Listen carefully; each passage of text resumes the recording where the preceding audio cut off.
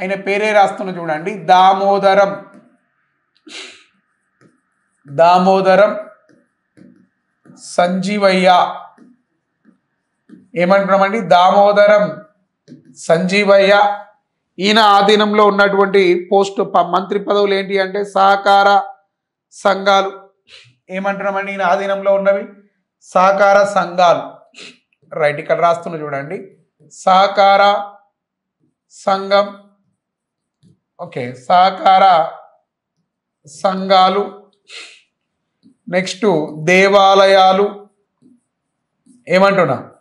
దేవాలయాలు. వీటితో పాటుగా ఇంకేమంటున్నామంటే సాంఘిక సంక్షేమం. ఏమంటున్నా సార్? దేవాలయాలు, సాంఘిక సంక్షేమం. ఇవన్నీ దామోదరం సంజీవయ్య గారి యొక్క నాయకత్వంలో పనిచేశాయి. నెక్స్ట్ ఈయన ఏ కోట? కళా వెంకట్రావు కానీ ఈయన కానీ ఆంధ్ర. వీళ్ళు ఏ రీజియన్లో మంత్రి పదవులు పొందినారు? ఆంధ్ర.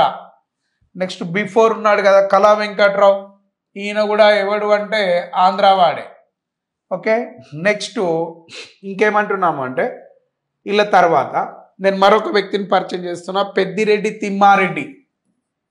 ఏం పేరు అంటున్నామండి? పెద్దిరెడ్డి తిమ్మారెడ్డి. ఏం పేరు సార్? పెద్దిరెడ్డి తిమ్మారెడ్డి గారు అని చెప్తున్నా.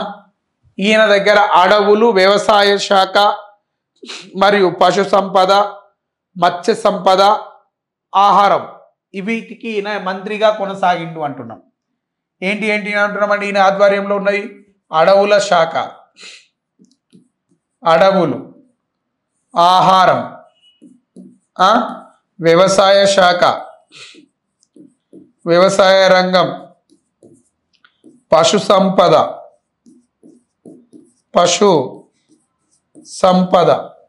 నెక్స్ట్ మత్స్య సంపద. ఏమంటున్నామండి? మత్స్య సంపద. ఓకేనా? నెక్స్ట్ ఇవన్నిటిని పశు సంక్షేమం, అడవులు, ఆహారం, వ్యవసాయం, పశు సంపద, ఇవన్నీ ఈయన ఆధ్వర్యంలో ఉండేటివి. ఈయన కూడా ఏ ప్రాంతానికి చెందినటువంటి వ్యక్తి అంటే ఆంధ్ర ప్రాంతానికి చెందినటువంటి వ్యక్తి పెద్దిరెడ్డి తిమ్మారెడ్డి గారు. నెక్స్ట్ ఈయన తర్వాత ఎస్పీపీబి పట్టాభి రామారావు గారు. ఏమంటున్నామండి? పట్టాభి రామారావు, ఎస్పీబి పట్టాభి రామారావు. పట్టాభి రామారావు గారు. ఈయన ఆధ్వర్యంలో ఉన్నది ఏ శాఖ అంటే ఈయన విద్యాశాఖ మంత్రిగా పనిచేసిండు. ఏ శాఖ మంత్రిగా పనిచేసిండు?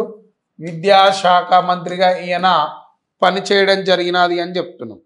ఓకే, నెక్స్ట్ గ్రంథి వెంకటరెడ్డి నాయుడు. ఏమంటున్నామండి? గ్రంథి వెంకటరెడ్డి. గ్రంథి వెంకటరెడ్డి. ఈయన ఆధ్వర్యంలో ఏమున్నాయి అంటే శాసన శాఖ. ఏమంటున్నామండి? శాసన శాఖ, కోర్టు,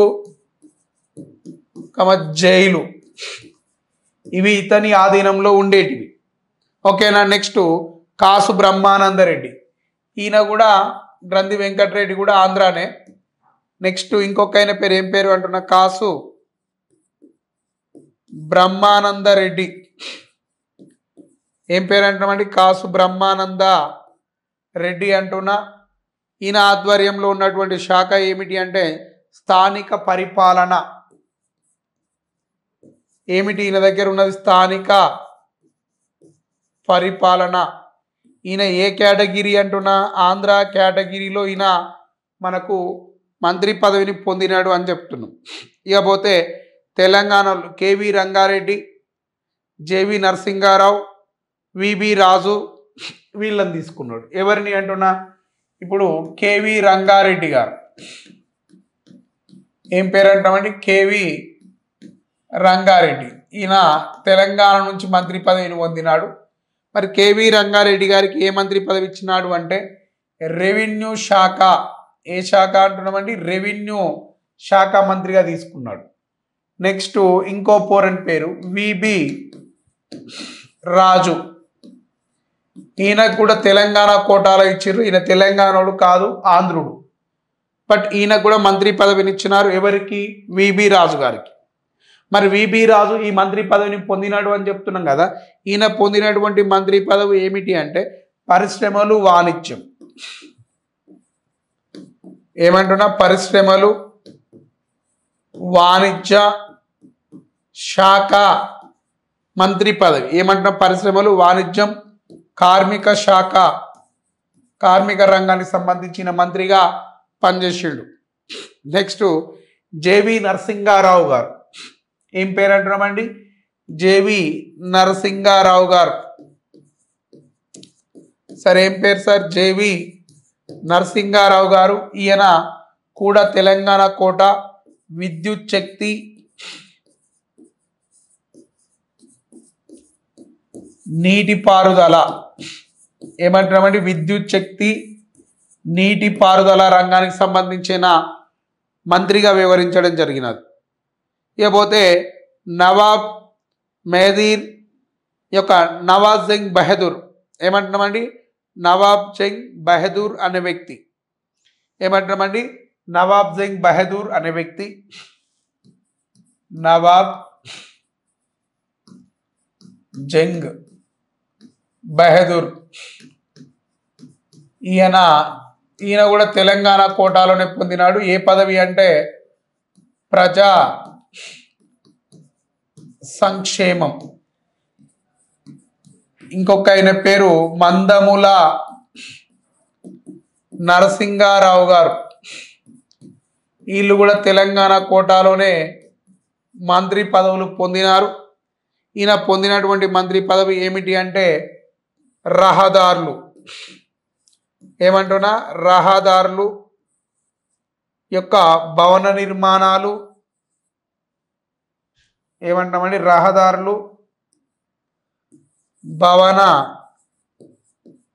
నిర్మాణాలు. ఓకే, రహదారులు, భవన నిర్మాణము, మద్యపాన నిషేధం. రవి, మద్యపాన నిషేధం. ఈ మంత్రి పదవులను ఈయన పొందడం జరిగింది. రవి,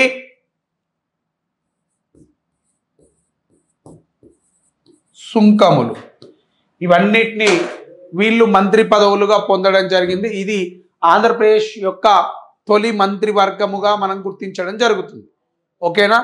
దీని తర్వాత ఆంధ్రప్రదేశ్ రాష్ట్రం ఏర్పాటైన తర్వాత ఏ విధంగా వివక్షకు గురైంది అనే ముచ్చట్లు కూడా మనం చూద్దాం. Okay, done.